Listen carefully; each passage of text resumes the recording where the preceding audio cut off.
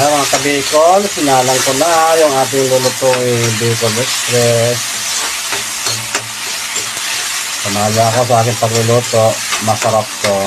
Yummy yummy.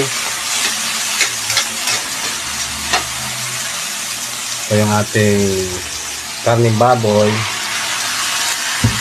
Yan.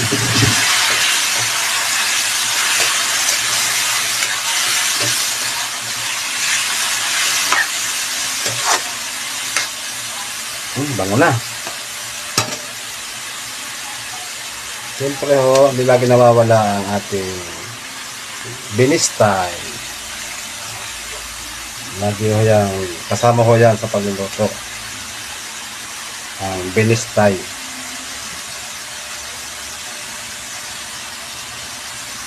Yan. Halo-halo lang. Kaya sasangkot pa natin yung karne ng baboy. Wala kulang sa akin. Wala akong patis.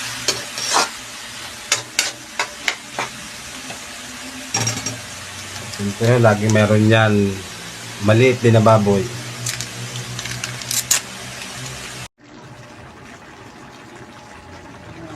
Ayan na ho yung ating sili. Yun, iniligay na. Ano lang mga kabikol.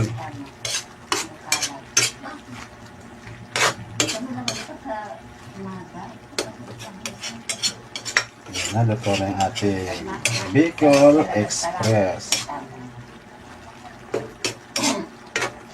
Yan naman yan. Tikman na natin.